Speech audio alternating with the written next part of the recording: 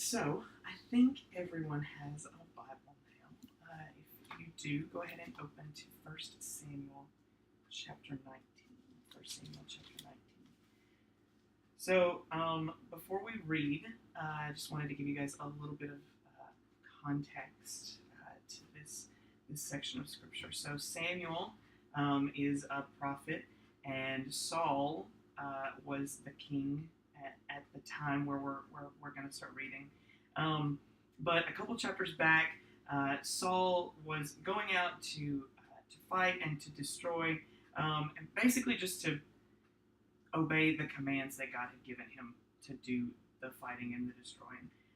But he didn't finish, and he left one city behind, and he left a lot of other good things behind. He basically did the opposite of what God wanted him to do, which was just simply to destroy this people and make sure that they don't leave any remnants of other religions behind for the Israelites. And so Saul didn't do this, and God tells Samuel, "Hey, go get me another king." It ends up being King David, and Saul's kind of ticked. And so this is where we're gonna start reading. Saul's been ticked off.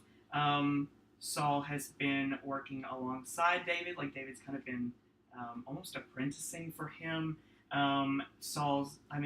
David's even gone off to fight Goliath for Saul at this point. And he's become really great friends with Jonathan, Saul's son. So we're dropping in to 1 Samuel 19, and we're going to see an interaction between David and Jonathan.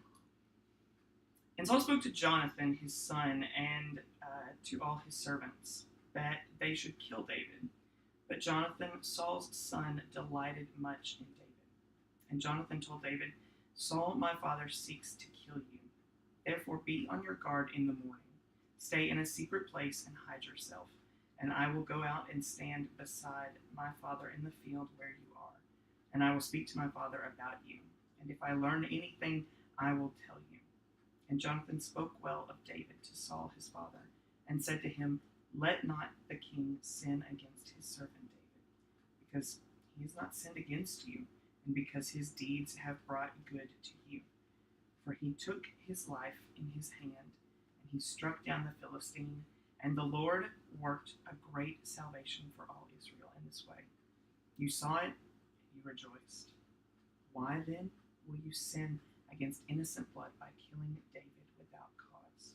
Verse 6. And Saul listened to the voice of Jonathan, his son. Saul swore, "As the Lord lives, he shall not be put to death." And Jonathan called David, and Jonathan reported to him all these things. And Jonathan brought David to Saul, and he was in his presence as he was before. So we're going to stop here because I really want to dig into Jonathan today. I want us to look at this passage and see how Jonathan served as kind of three things right here. Jonathan served as David's intercessor, Jonathan served as David's role model, and then Jonathan served as David's peacemaker. In a very similar way, this is the juxtaposition I'm going to make for you guys tonight. He did it in a very similar way that Christ does for us. Christ is our intercessor and our role model and our peacekeeper. So, let's look at verse 4 one more time. Chapter 19, verse 4. Jonathan spoke well of David to Saul his father, and said to him, "Let not the king sin against his servant David, because he has not sinned against you, and because his deeds have brought good to you." So Jonathan here is standing up, not just for David, but he's standing up for David to his own father. That does not seem like something I would enjoy doing, kind of counseling my father in the right way to live and to behave. I do have a hard time picturing my father just like on a murderous rampage, though, but that's neither here nor there. Ultimately, right here, Jonathan, David's intercessor, saves David's life. He even, because of this, gives David the opportunity to serve in the army again, before Saul was finally taken out. And this, I thought, tied in really, really well with John chapter 14. So let's turn over to John chapter 14, and we'll kind of walk away from 1 Samuel for a second. John chapter 14. This is happening on what some people call Maundy Thursday.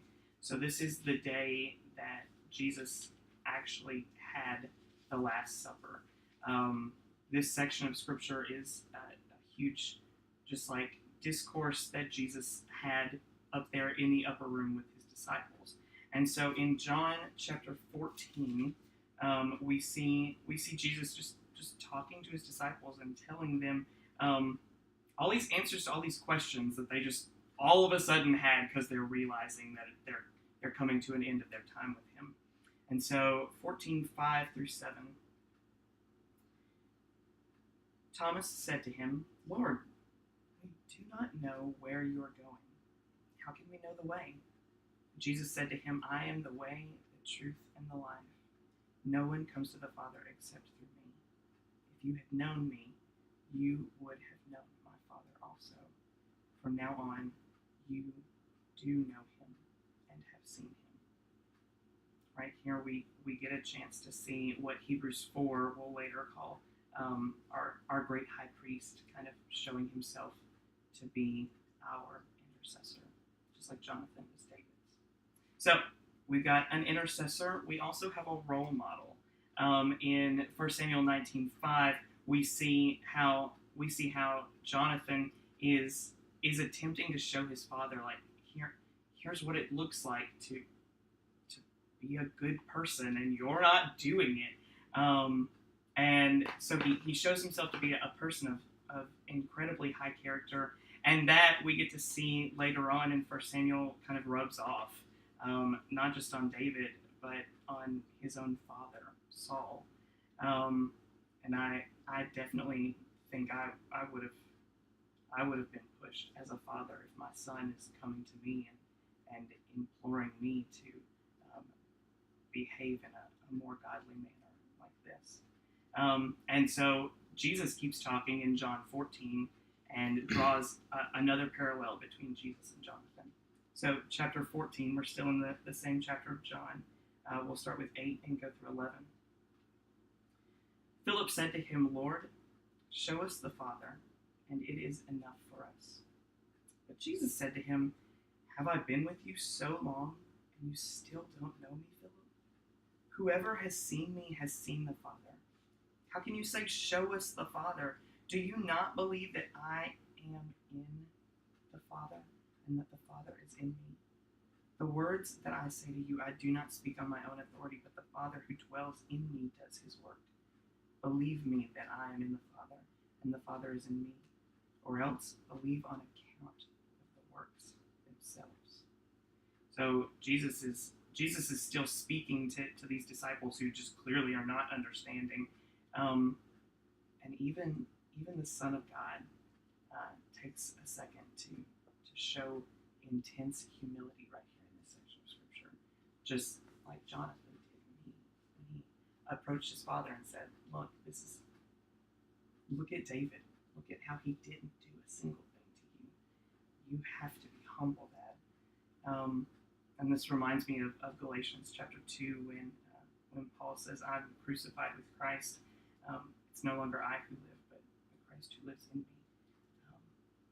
Jonathan served as a role model to David and to his father, just like Jesus serves as an excellent role model to us. So we have an intercessor, we have a role model, and finally we have a peacemaker.